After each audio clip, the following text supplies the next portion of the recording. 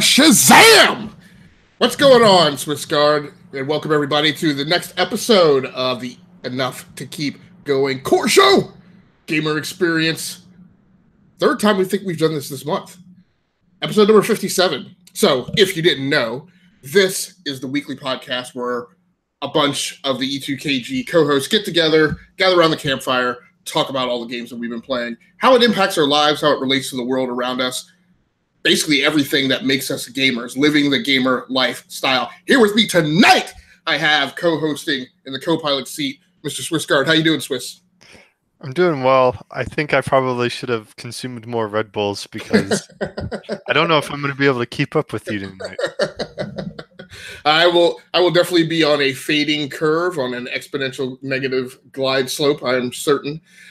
So we're here to talk about games. Unfortunately, DBQ is on the run this week, so he's out, and Osiris Prime had some other things come up that he had to deal with, so it will just be the two of us tonight for the second week in a row. 2 nights only this week. Yes. Only this time the host chair has flipped. That's right. We swapped out. I'm driving tonight, so I should have asked you in the pre-show, but we were a bit discombobulated. So did you have a... Yes, you do. So Swiss has a report out. So why don't we go ahead and get rolling with that while I'm getting the social media out, and you tell us about your experiences recently in Nier Automata. Nier Automata. All right. So I think the last time I was on is for the Pix Plays segment. I selected a set of RPGs of various, they ran the gamut of, RPG styles. But everybody picked Nier Automata for me, which was good because that was probably my top choice anyway. So I'm glad that everybody complied. Nier Automata. So if we rewind a bit, I had played about maybe an hour, like probably before a show, just so I can get a little bit of a taste of it.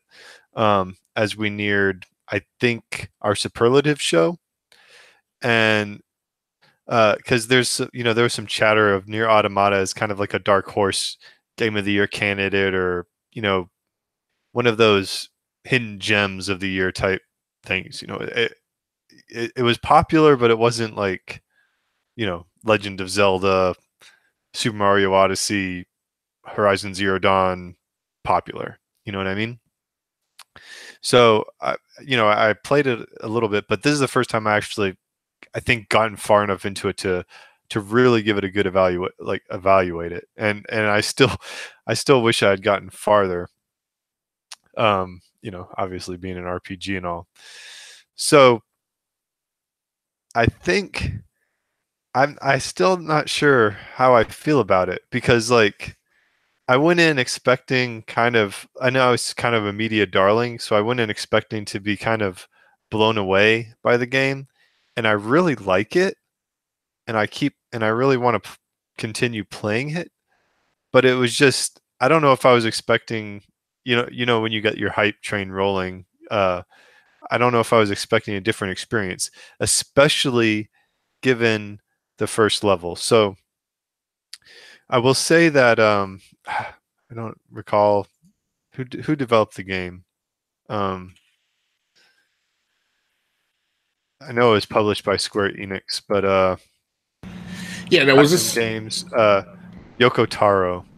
Was it, so it was Platinum? It wasn't. I thought it was. Okay, all right. So so they did a fantastic job as far as creativity. So I will say this is definitely strikes me. It's an action RPG, but it definitely strikes me it has Japanese RPG influences, which is a good thing, and it could be a drawback, but especially in the prologue, they really come out fast right out of the gate and say, hey, this is, it's a JRPG, but we're going to do some cool and different things with it. It's going to be fresh.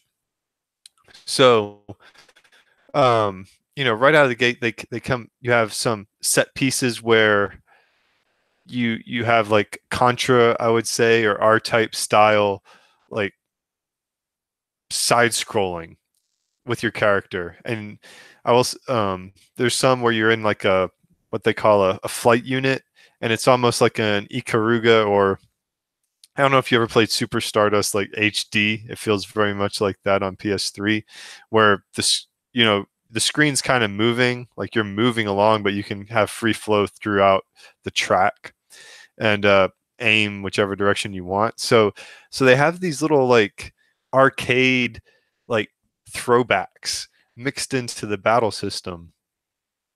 Um, I think even in the first level when you're flying, they'll be they'll do a top down view, and then it like shift, and you're in like a Star Fox view, and you go a little bit, and then it'll shift again, and it's like the side scrolling old school Contra type thing.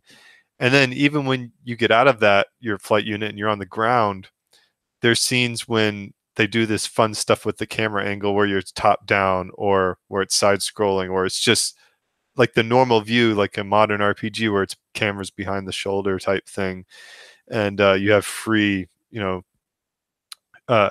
movement of the camera. So that was the soundtrack was cool, and just the actual battle system. So most of the game you're not going to be in these set pieces. That was one thing that, as it settled down, like, because that first hour is like, wow, they're right. This game is pretty sweet. But once it settles down, the main battle system is still pretty cool.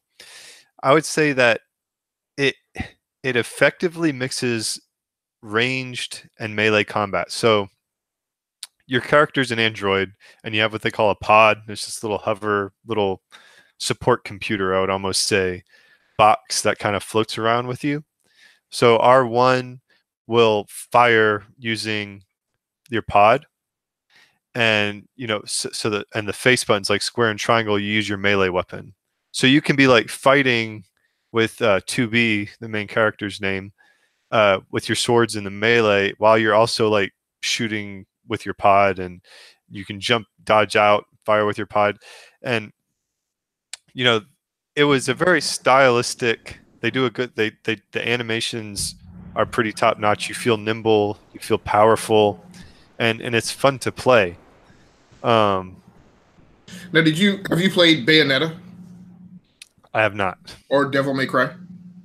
The old school Devil May Cry. Okay. I would say that it felt more fluid than I recall Devil May Cry being. I recall Devil May, well, I don't know. They're different, but yeah, there's that. There's a satisfaction when you're fighting with it. So you talked about systems, and that seems to be like a recurring theme with us. And I'm wondering if it's a thing that as you get older, it's a thing you become more interested in and more specific about, or if it's because of our developer background. But so heavy system game last year in Horizon Zero Dawn, which you also spent time trudging through to completion earlier this year. How does this compare to the systems in Horizon Zero Dawn? I would say that the combat is faster in this game. It's much more designed to facilitate you fighting against multiple enemies. So in Horizon Zero Dawn, there weren't very many areas where you were like combating like 10 units on a screen. You usually had, okay, I am hunting a Thunderjaw. There is one Thunderjaw.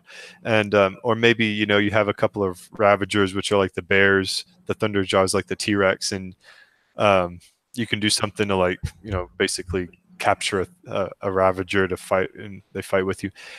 There wasn't a whole lot of multiple enemies. You'd have 2 or 3 maybe most of the time.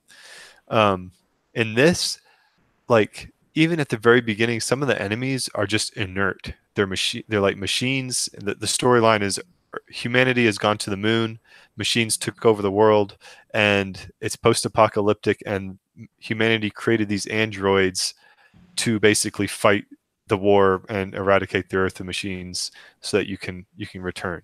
So the machines are like these almost like oil can like inert things, and as you go on they get more active, but the pressure you feel is when there's a lot of them on the screen and they shoot these little bubbles at you and can shock you. So your fluidity, and you have like a dodge button, kind of like similar to Horizon Zero Dawn, but I found like with this one, you're like it's much more twitch rapid because you're an android. So yeah, and with Horizon Zero Dawn, it's much more like, realistic. So you have your melee weapon, you're in close, you use your melee weapon. When you're out far away, you might use your bow. With this, you want to have it all and everything. You can, and you have a light sword and a heavy sword, so you can kind of play around with those. But your pod, you can equip different, what they call programs. And I want to get to that too. There's only two of us, so I feel like I can really indulge in the discussion tonight. Go right ahead. But so I can have like one program in my pod where I'm shooting like essentially a machine gun, and it has a special attack that shoots a laser beam. And I can equip, if I want, I can use the machine gun for my main pod attack, and my special pod attack can be perhaps a shield that goes around and protects me from melee damage. So there's a lot that you can play with, and it encourages that. So the battles are fun, but this is where we get to when I said it slows down the pace, and the original Japanese RPG kind of starts to make more of an appearance. So, you remember, you probably don't, but Final Fantasy, right? Nope. That's what I thought. You'd go to a town, you'd talk to some NPCs, you get your story sequence, and you'd kind of move from point A to point B. I kind of got that vibe a little bit in this, but there's still an infusion of Western influences in that you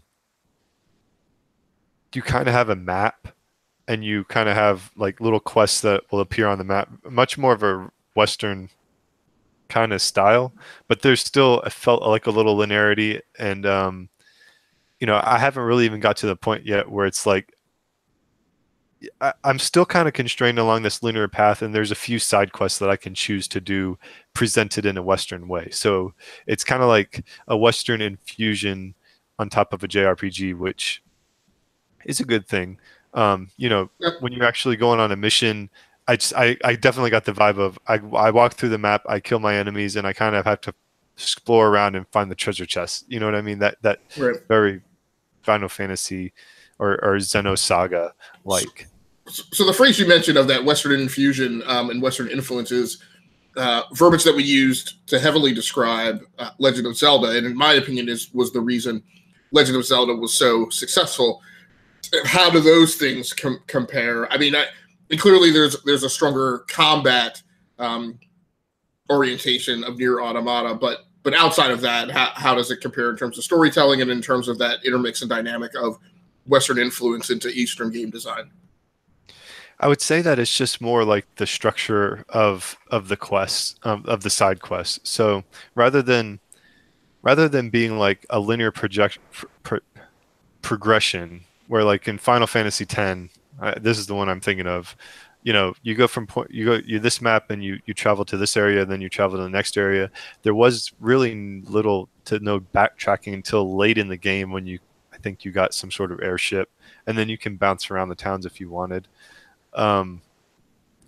Western RPGs definitely encourage more of like just, hey, it's the world, go out and explore it.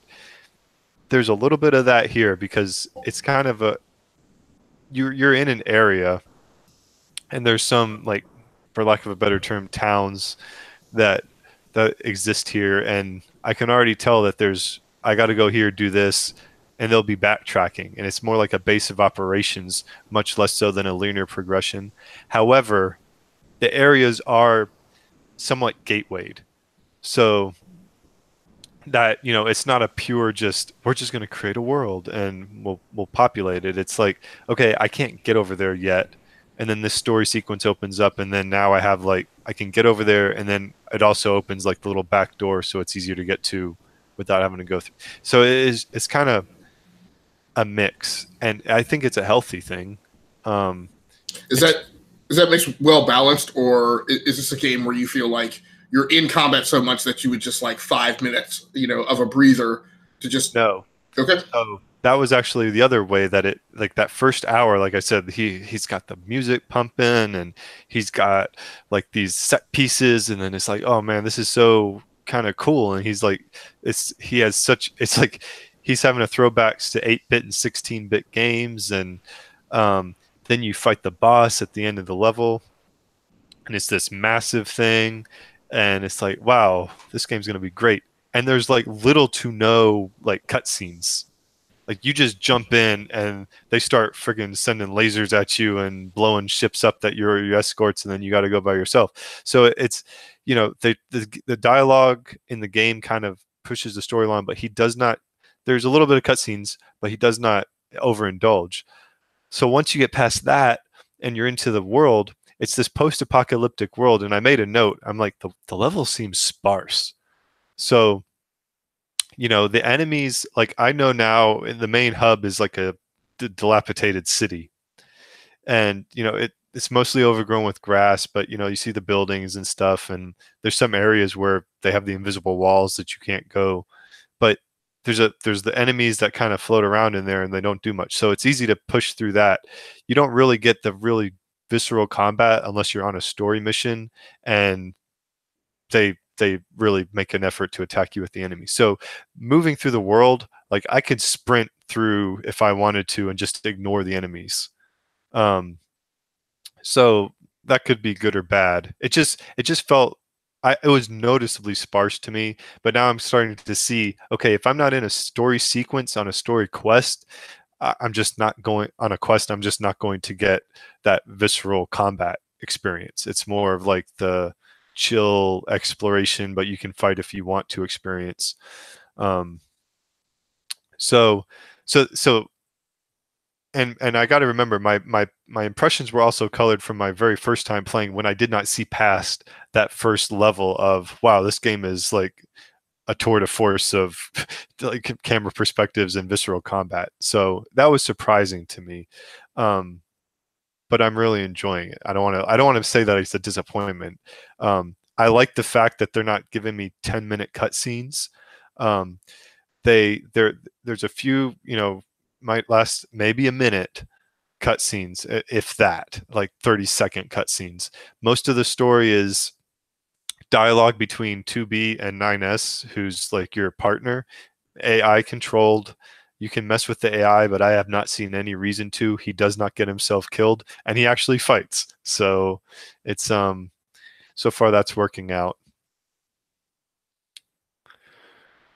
What else do I like? So there's some nice little flourishes, like when you're exploring, there's a desert. If you're going down a sand dune, they'll show your character kind of sliding down. It looks kind of like they're surfing. Just little touches where you can tell, okay, the developer they care. Because you're go ahead. So is this the thing that you're going to stick with through completion? It sounds like. Yeah, I've already succumbed to this the temptation to complete every side quest before I do the next main mission quest. So have you gone onto any sites and checked like how much gameplay you got ahead of you? No. Right. So I have a hint though, because it does tell me how many quests I've completed, like percentage wise. Okay. And I think I'm north of 10%, so I can extrapolate that. So I probably have quite a bit of time left. Yeah, we'll see how it goes. I definitely want to keep playing it, and this is why. Well, there's a couple of.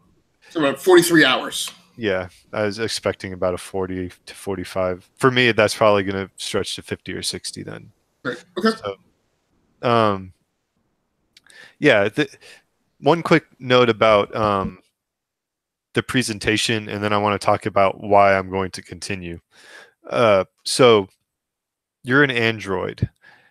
So everything they do circles back to that. And okay, the menu system, yeah, it shows me my map, my items, what I have equipped, but he presents it all as an operating system. So you go through your menus, and for example, there's very little in the way of like me equipping gear. I got my light weapon and my heavy weapon and my pod. I can get different kinds of pods. I can equip different programs in my pods for the special attack. I can switch, my light weapon and my heavy weapon. You can set weapon sets, so I can switch on the fly between this pair of swords or this pair of swords. But there's no armor. So instead, what he does is that's just an item now.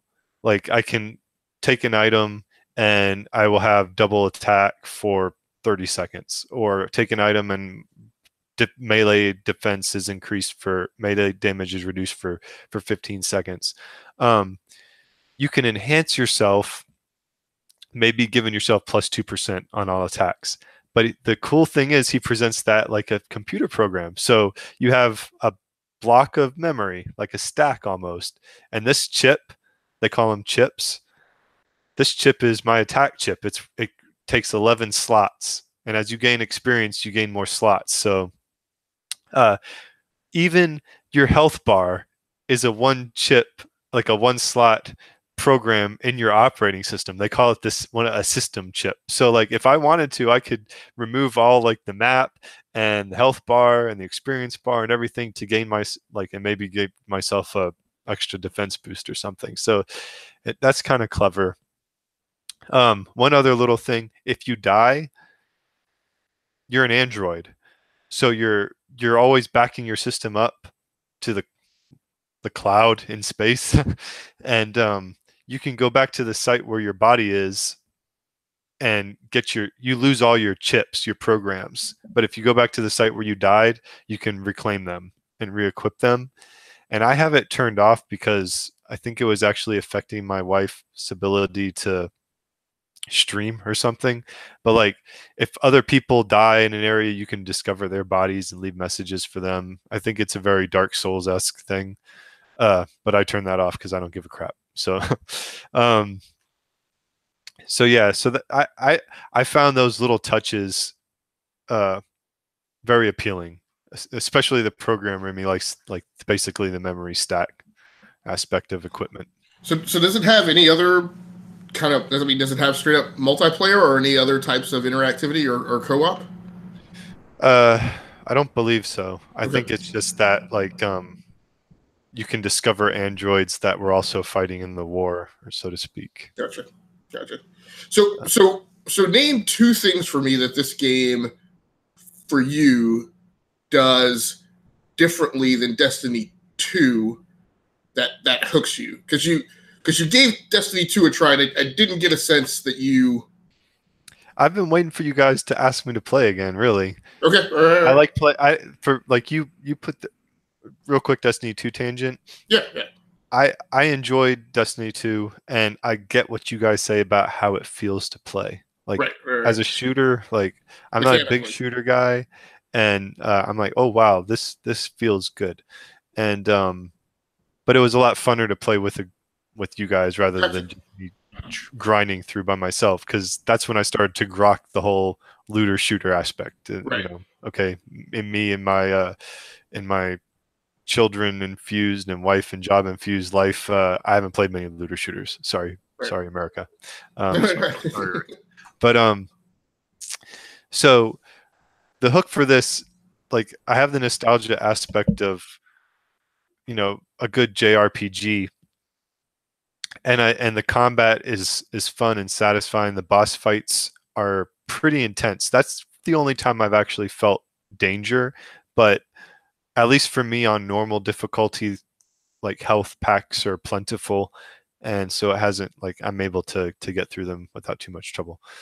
But okay, why continue playing if, like I said, the combat's sparse and it, and for the most part, unless you're on a quest. The thing I think, and the real hook for this game, and it's not going to be for everyone, is it just has a very odd Japanese anime Tim Burton Nightmare Before Christmas vibe. So, like I said, the machines are inert at the beginning. Not to give too much away, but they become less inert later, but in a very interesting sometimes, puzzling sometimes, and just kind of cool and creative sometimes way. And I think as your character 2B and 9S go through and experience these, which for them, like they don't expect it either. It's interesting. But if you're not like into that weird, slightly Japanese version of sci-fi oddity, the story's probably not going to hook you. I still don't really even know who the bad guy is. Like, I just know that, hey, you're 2B, you're a battle unit, you're a member of Yorha, you got to go down and fight the machines to save humanity. I have not spoken to a human yet. They're all androids, and like their salutation is glory to mankind, and like there's probably something sinister in the background. That's just from my experience with literature and games. Like I imagine that there's going to be something like that, but I haven't even met the big baddie yet. So if you have to put your finger on a number, right? What would you say if you had to say it's X percentage Western, X percentage JRPG? What would those percentages be? I'd say it's 75% JRPG, 25% Western. I feel like it's rooted in JRPG, and they took some cool stuff from Western games. But my first reactions when I was really beyond that whole like cool arcade sequence, which you get it a little bit. I've gotten tastes of it since then, but the way like being up in the space station, which is your home base, and then the feel of the towns on the ground, I'm just like, this is like Xenosaga or Final Fantasy. Like, I'm not saying that it replicates that. I just get that vibe much more so than I get the vibe of when I'm talking to NPCs playing The Witcher, which I've continued to play the last couple of weeks, partly because I'm enjoying that storyline too, but partly as a means to compare. So I'd say it's more Japanese, which makes sense because it's a Japanese game. But he's like, just the size of the map and the way the quests have been fed to me has that Western influence. And the fact that it's action RPG. Like, I mean, old school JRPGs are usually all turn-based, and this one's not. All right, man. So anything else on Nier Automata? You have been playing on PlayStation 4, correct? Correct. Okay. So I really enjoy the game, and I would recommend, I would hope that you would give it a shot, because when I was first playing it in my head, I was thinking, this is eschewed everything that Agasicles hates about JRPGs. I didn't start the game with some weird 10-minute cutscene, and then have to like walk through a town and to talk to an NPC and fought like a level 1 nothing, 2 hours in. No, when I start the game, I'm in a spaceship, and it's like, I'm like, what am I playing here? So that first hour-long sequence is probably enough. It'd be interesting to see how, if you continued afterwards, how you felt about the way that they dole out some of the missions, and whether the storyline would hook you. Given your playstyle, I imagine you wouldn't stick with it too long, just because you have a lot of backlog and you don't want to let something kind of I don't want to say simmer, but it takes time to kind of cook, to kind of process. So yeah, and I've been spending more time with singular games over the last few weeks. The thing for me with this one is it's bracketing two dangerous genres or subgenres for me. It's not just JRPG, but where it looks less JRPG, it still looks, to me, from a distance, it still looks, where it's not JRPG, then it looks, it feels, smells, walks like Ninja Gaiden, which is another kind of subgenre that I don't particularly care for. But what I will probably do. So the good thing about this is it's available on PC now. So it's available on Xbox too. Yeah, but what I can see is, and I don't know. I want to say, didn't it come to Games for Gold or one of the free programs? Maybe not. So if it pops up on Games for Gold for free, I will definitely grab it. Good likelihood that I'll tag it for in my Steam wish list, and I might grab it when it gets on a sale. So the one other thing that I haven't played this game around my children. It's rated M for mature. There were part of the game I was like, why is this rated M? And then then there are scenes where it's like there's nothing graphic, but right. There's definitely that oh yeah, this was made in Japan, where they have kind of a different perspective on sexuality and there's one scene where the machines basically create another android to fight you, but it was had just been created, so it's all its glory, yeah. Yeah. And so it's is there anything have I seen anything yet that was horrible? No, there's some weird stuff, but it's not something I want my 8-year-old son to watch me play. Right. There's that Japanese okay, yeah. If you've seen anime, you know what I'm talking about. Yeah. And again, it's the same kind of stuff. It's the same kind of zone that Bayonetta kind of gets itself into. Yeah. But yeah, I if I had to give a number, I'd probably an 8.5. Okay. This hasn't cracked my Portal 2, Metal Gear Solid, Legend of Zelda: Ocarina of Time, but it's definitely so far been a very solid experience for me, and I'm excited to play it. I'm excited to get back to it. Very cool, man. Very cool. So for me, if we want to get into our GX chatter part of the agenda, so for me, one of my challenges that I'd given myself this last couple weeks, is I wanted to find and settle. I should say settle, because I've been finding them all year long. I wanted to settle into a community game. It's kind of been on my radar for a while. I haven't really been a very intense multiplayer since for the last 8 years. And there seems to be this resurgence of particularly co-op games and their availability. So that's kind of I really need to get off my duff and not let this era kind of pass me by. So I went looking for something that definitely had solid co-op, and I went after a game called Gunheart. Gunheart is, and I think I follow these guys now, so hopefully maybe I can find them fairly well. No, I'm signed into the network's Twitter account, but I think they might be called a Drift or Drifter Entertainment. So I'll be fact checking while I'm talking here. So sorry about the keyboard. Drifter Entertainment is okay. Yeah. So it's a first person shooter. It's also playable in VR. So much like Star Trek Bridge Crew, you can play in either mode. They do have matchmaking available between both VR and non-VR players. Interestingly enough, it sounded like from the Discord channel that was not always in place and was something that they enabled in an update.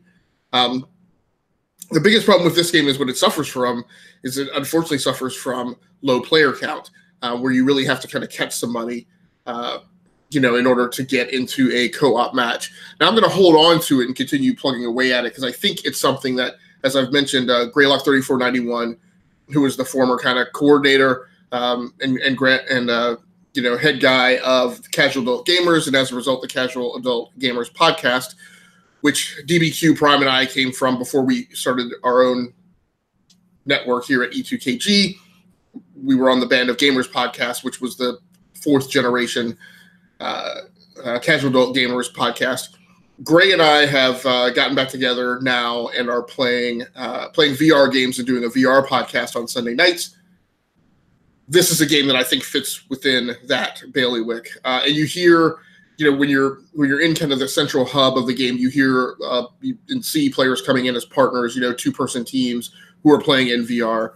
At the end of the day, Gunheart isn't anything particularly special. It's the notion of the game is that in this world, what happens is when people die or your body is about to deteriorate, they can transfer your body into what is essentially an android.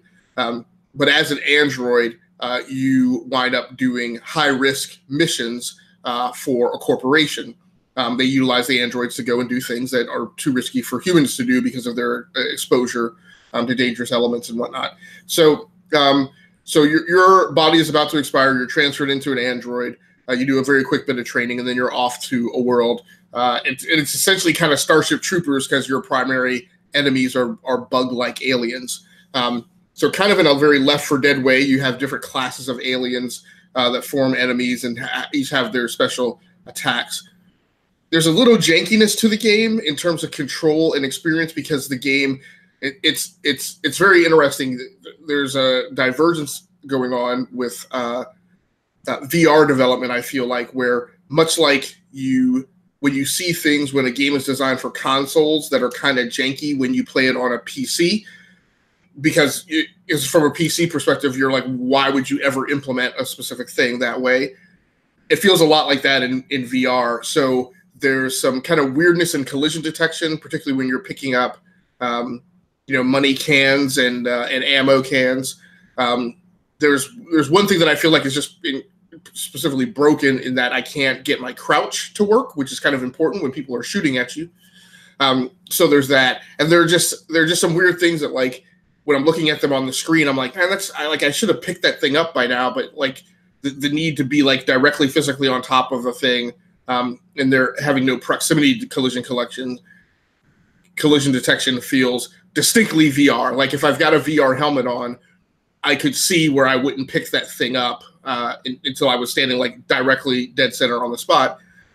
Because in VR, it can sometimes be difficult to like bend over and pick things up, or or impact something where you're within like a few feet of it rather than when you're right on top of it.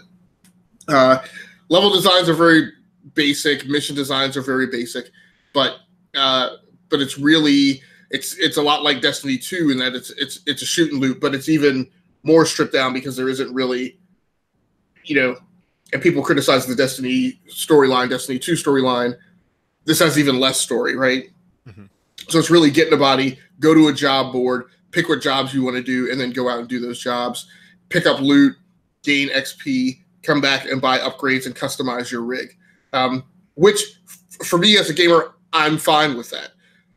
But like I said, the low player count kind of causes some issues. So I stuck with the game.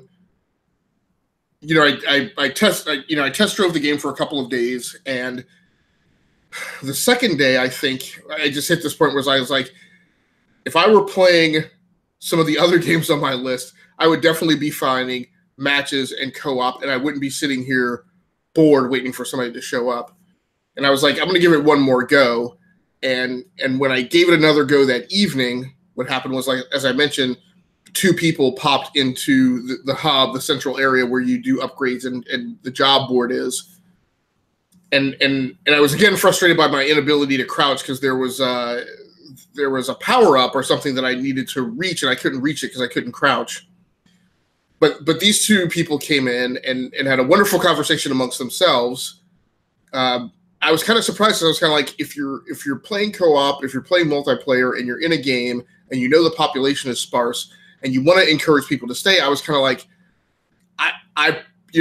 if it was you or I or DBQ and I, and we popped into the hub, I would have probably started up a conversation with that person and been like, hey, do you need any help? Do you understand the game? Do you want to roll with us? But like, they were just completely oblivious and doing their own thing. And at that point I was like, I think I'm going to go play something else for my community game. So it's a little unfortunate. Like I said, the game is decent. The visuals are pretty good. I think they'll look better in VR. The other thing that bummed me out from a quality perspective is there's something going on with the audio where the audio isn't sufficiently punchy. It sounds very hollow, and that feels like a code problem. So between that and the inability to crouch, I was like, I think I'm out. So it has gone into my backlog to make room for other things. So yeah, go ahead. When did this come out exactly? It just came out like in June of this year, so it's a fairly recent game. So there's probably going to be a vicious cycle of lower user counts, I imagine. Like if you had that experience and you've already kind of pulled the plug.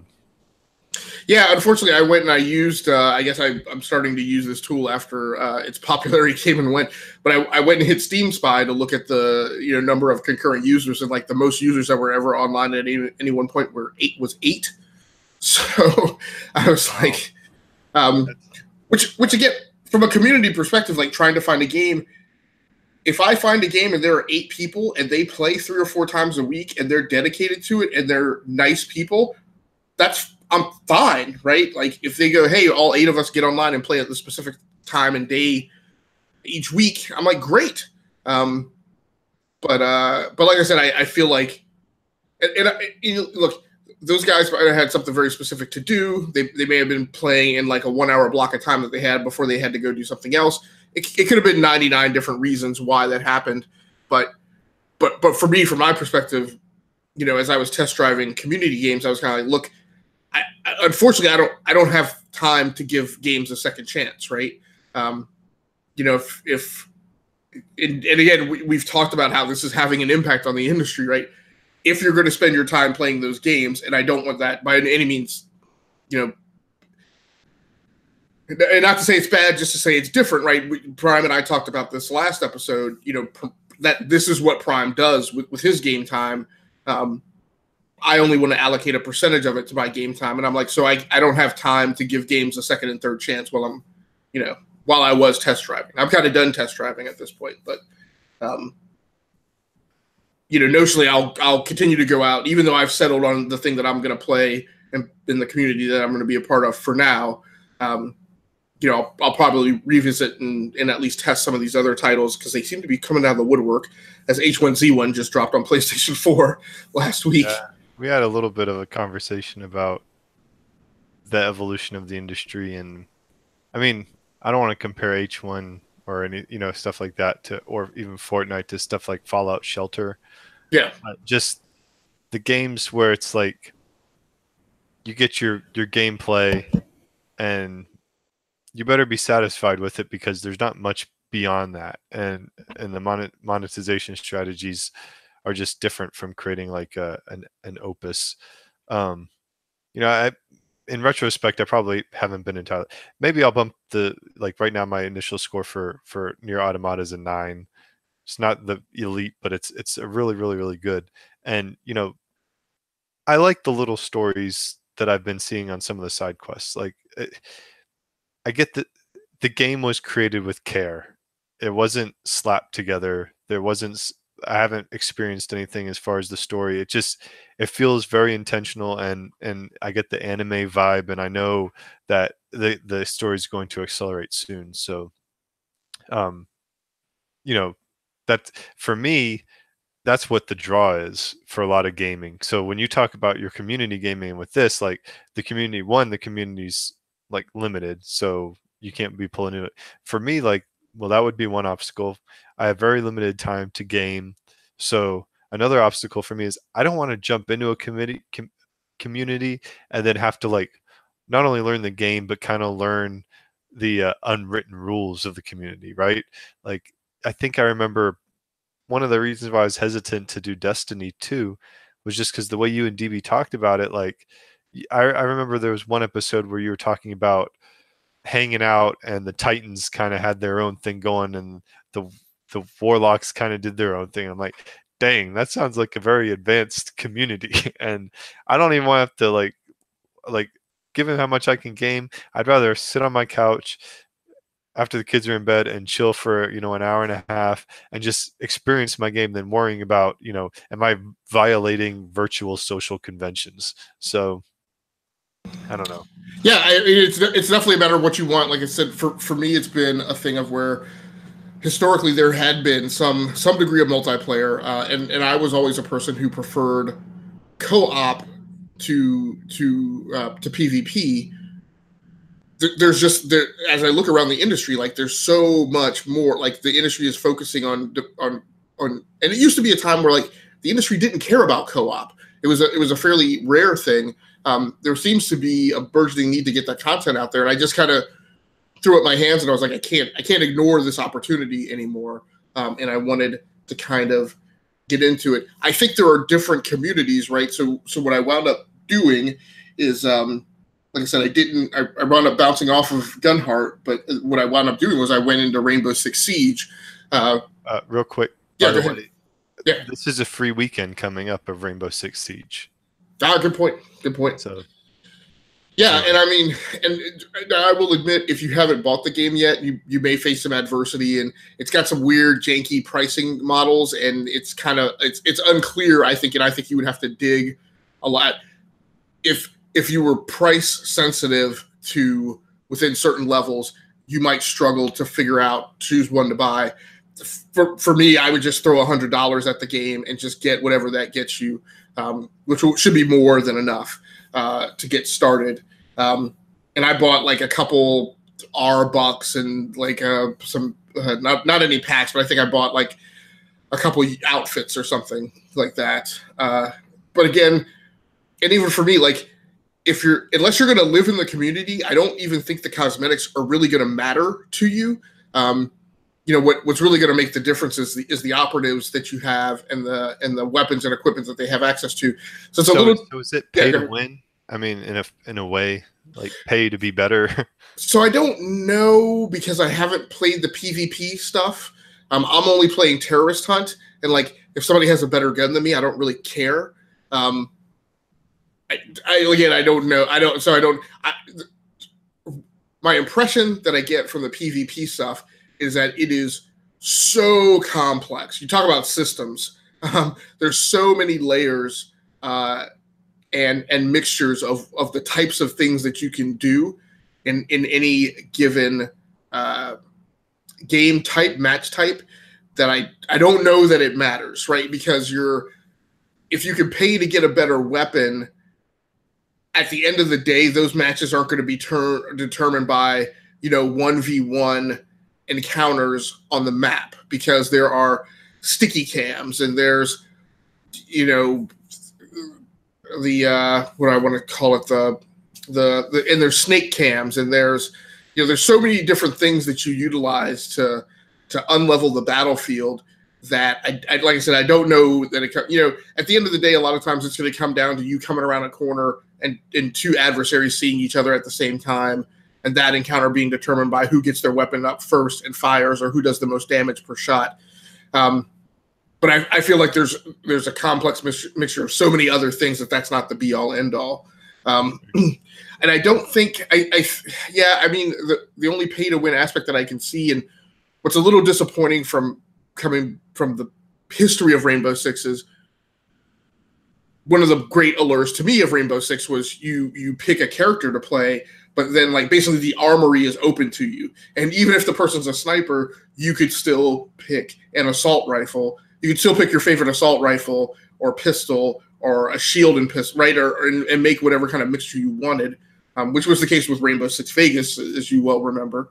But in this game, basically there's tight coupling between the weapons that are available to the operative. So you get an operative, and they will generally have two main weapons. One you could carry one of two main weapons. Yeah. So is it trying to force you to be like a class type thing? Like it's more like, oh, you're a tank and you're a healer. I mean, I know it's different, but yeah, it's more hero like. But yes, the heroes decomp to certain archetypes basically. So yeah, there's a bit of that, but I would say it's more oriented around like either there's a bucket of operatives that fall into being, like you mentioned, like a tank or hero types that are kind of like Overwatch or Lawbreakers. All right, cool. Do you have anything else you wanted to throw in about Rainbow Six? No, man. In fact, I think we should go ahead and move on to doing Prime's picks plays. He's not here, but it doesn't matter. He's still going to give up some of his freedom and be assigned to play whatever we tell him to play. So out of the things that he offered, which I'm having a hard time tracking now because was Paladins, Dragon Quest Builders, and Fire Emblem Warriors, all on the Switch. Yeah. So, surprise, surprise, Prime wants to play the Switch. So out of those, what is your pick for him? All right. I was a little disappointed that Prime couldn't make it tonight because I was going to throw him a little bit of a curveball, and I didn't actually make a pick. I allowed my one fan to make a pick for me. So my wife actually, she only plays the Switch. I'm like, hey, why don't you look at these titles and you make a pick? And I thought it would be clever, but then I realized she picked the wrong game. But I committed to it, so I'll let my wife pick for Prime this time. Okay. And she picked Paladins because it's the game that looks most closely to Splatoon 2, which she likes. Okay, I can see that. So we're gonna have a bit of a problem because so you picked Paladins. DBQ wanted Prime to play Dragon Quest Builders, and I will give you his rationale just for the record. So as much as I want Prime to play Paladins, my choice is Dragon Quest Builders. With his love of Minecraft and now No Man's Sky, I'm curious to see if this resonates with him. And if he mentions if that creates a tie, then go with Paladins. So I think he was saying if I don't know how it would be a tie. He wants Paladins to be the tiebreaker. He wants to change his pick if we can't make a choice. So gotcha. Well, given that, it's going to wind up being Paladins because I would have selected for him Fire Emblem Warriors. So with a three-way split, if that's what he's recommending, if he's saying there is no determining vote, then go with Paladins. I am fine with that. I just wanted to get a report back on somebody playing this. What is the style of game that you? Or no, I'm sorry. I'm thinking of.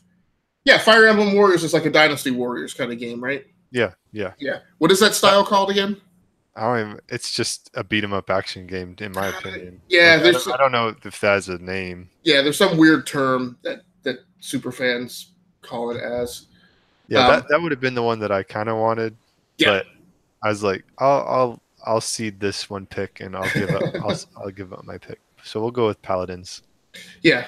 So I'm fine. But so Prime will have to play Paladins, which is good. It's good for me because that's one of the games that's in my community pool that I want to hear back from.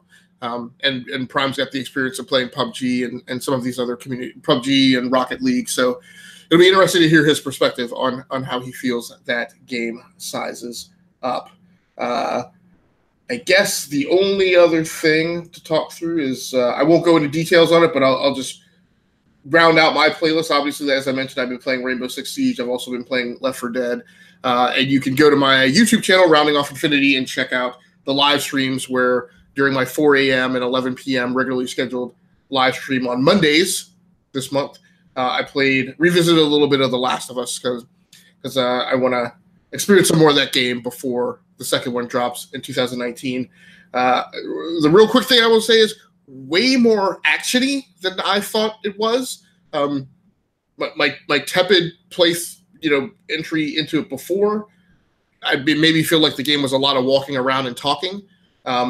Way more actiony, and also there's a lot of like plot lines, and it's a significantly different game than I thought it was, and I enjoyed my time with it in the live stream, and I will probably go back to it. So, what about you, Prime? What else have you? I'm sorry, Swiss. What else have you been playing besides? Besides, like I mentioned, The Witcher. I want to keep plugging away at that because I'm enjoying the characters and I'm enjoying the story. I've also been trying to. I'm going to keep playing Nier Automata, but I've also been trying to flow in a little No Man's Sky. So after Prime and DB's enthusiasm, I did pick it up for PC. I played it a little bit. I didn't get a chance to talk about it tonight, but I want to keep a little bit going with that. We'll see how long it holds my attention, but that's probably going to be the next few games up in my my list. Okay, so that covers your up next as well. Yeah. Okay, and for me, I'm assigned to play some Battlefield 1 multiplayer again in preps for us to see the drop of Battlefield 5. So I'll be doing some of that, but I will also be continuing to back away at Left 4 Dead. My objective is to just get through, a successful playthrough of each map at least once. I think I've played through about 50% of the maps at this point, and I'm probably on the back half. So. That will be what I will be getting into once I get free of my multiplayer nights this month are early Wednesday morning and Thursday evening. So the next couple of days I will be engaged in some more Rainbow Six Siege, probably starting with Terrorist Hunt as well. So any plugs or anything else that you want to mention, Swiss? Nope. Just, we're in August now. I don't know. We're both in Virginia. I don't know if school has started where you're at, but I'm kind of starting to get geared up for the fall push, and things are going to accelerate soon. So yeah, so Madden dropped last week, so we're definitely. We didn't even mention it, but Madden dropped last week, but today was Battle for Azeroth Day. So okay, all right. I have seen people in my Twitter feed all abuzz about playing that. So. We're definitely in the slider tube for the deluge of games, and I think there's a lot more coming than we thought. It's interesting from my perspective, playing through Left 4 Dead. There's a number of Left 4 Dead like games coming out this fall that I hadn't realized. I had my eye on like one, maybe two, but there's more than that on the way. So the only other plug I'll mention is. So right now for the entertainment crew, Dave Pecci and I on our It's Another Thing podcast are on hiatus until the premiere of The Gifted. However, interestingly enough, I was contacted yesterday by members of the old band, so to speak, who I don't remember what our show was called, but basically be on the lookout for a new entertainment podcast coming from the E2KG network that I think is going to be kind of oriented around taking a look ahead at the movies that are going to drop onto Netflix and us watching those and getting together to do a podcast reviewing those. So you can, Peter. Yes. Yeah. So, So I think we're going to be getting Peter Morrow back as well and having him join the E2KG network, as well as we tried to get Jonathan Reyes on board before, and I think he just had some things going on schedule wise that didn't work out for him. He may have jumped the gun and tried to get in before he was really had the runway to do so. But I think he's kind of rejiggered things and thinks he's figured out how to make time. So and again, we're going to be plugging him back into a formula and a framework that he's accustomed to because he's operated in it before. So I anticipate that may start as early as September. So. Like I said, just be on the lookout for that, and then we'll keep you advised on anything else that is getting started here. So on behalf of myself, Agasicles, and SwissGuard, and the E2KG network family, thanks so much for joining in for Enough to Keep Going, episode number 57 for Tuesday, the 14th of August, 2018. We'll be back next week, as always, with another lengthy, detailed, insightful discussion about living the gamer life, how it relates to the world around us, and growing old with games, I think is part of our theme. So Thanks so much, everybody, for joining in. We will talk to you next week. We're out of here.